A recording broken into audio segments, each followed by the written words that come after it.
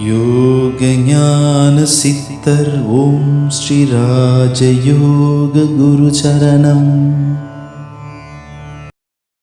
மனிதர்கள் வாழ்க்கையில் பிறந்து வளர்ந்து அது வாழ்க்கை என்பதே ஒரு ஒரு போராட்டம் தான். போராட்டம் இல்லைன்னா வாழ்க்கை இல்லை.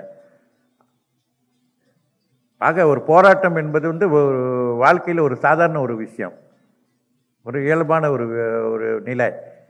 அது ஒரு பெரிய விஷயமாக எடுத்துக்கொள்ளவே கூடாது.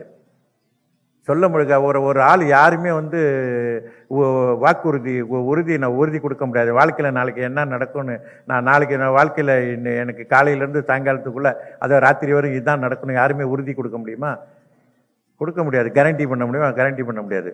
நாளைக்கு நான் இன்றைக்கே எது வேணாலும் எப்போ வேணாலும் நடக்கலாம். மனிதனோட வாழ்க்கை அப்படி தான்.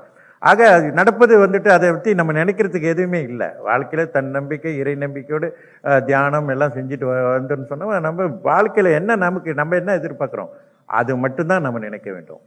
வாழ்க்கையில் குடும்ப மகிழ்ச்சி, அல்ல கல்வித்துறையில் அப்புறம் கல்வி, அல்ல திருமணம் ஆகாதவர்கள் நல்ல கணவர் அமையணும், அல்ல நல்ல மனைவி அமையணும், வாழ்க்கையில் வெற்றி பெறணும், அல்ல பதவி உயர்வோ என்ன தேவையோ அதை மட்டும்தான்.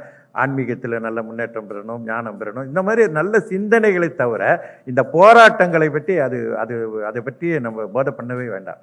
நம்ம நல்லா ஸ்ட்ராங் ஆக்கிக்கிட்டோம்னு சொன்னால் எதையும் நம்மளை எந்த ஒரு பிரச்சனையும் நம்ம பலகீனப்படுத்த முடியாது. நம்ம எப்பொழுதுமே துணித்தலோடு இருக்க வேண்டும். ஆக இதெல்லாம் எப்பொழுதுமே மக்கள்கிட்ட சொல்கிறேன். ஆனால் சிலர் என்ன செய்கிறாங்க, ஒரு சின்ன விஷயம்லாம் அப்படியே தோண்டு போயிடுவாங்க. அப்புறம் தோண்டு போனோன்னு அப்படியே வாசனையிலே இருந்து எல்லாத்தையும் விட்டு அப்புறம் பல பிரச்சனைக்கு ஆளாகி சிரமங்கள்லாம் பட்டு அப்புறம் திரும்ப பயிற்சியில் கலந்து அப்புறம் திரும்ப வருவாங்க. தின்னூர் இப்போ ஒரு 5 வருடம் சென்று வராங்கன்னா அந்த 5 வருட வாழ்க்கை வீணாக போச்சு. என்ன 5 வருட வாழ்க்கையில் என்ன வீணாச்சு? அவங்க நினைத்த விஷயங்கள் எதையுமே அவங்க நிறைவேற்றி கொள்ள முடியாத போயிடுச்சு. ஏன்னா காரணம் ஏதோ ஒரு சில விஷயத்தை வைத்துக்கொண்டு அவங்க தன்னம்பிக்கை இழந்தது தான் முக்கிய காரணம். அது மாதிரி இழக்கக்கூடாது. ஏன்னு கேட்டால் யோக சக்தி பெற்றவர்கள் நிச்சயமாக வாழ்க்கையில் நாம் சிறப்பாக வாழ முடியும், வாழ்ந்து தான் ஆக வேண்டும் அப்படின்னு ஒரு நிலை இருக்குது. முன்கூட்டியே நமக்கு அந்த மாதிரி நிலை இருக்குது அப்படின்றது அது குரு அந்த உறுதியை கொடுக்கின்றேன், அந்த மாதிரி இருக்குது அப்படின்றது.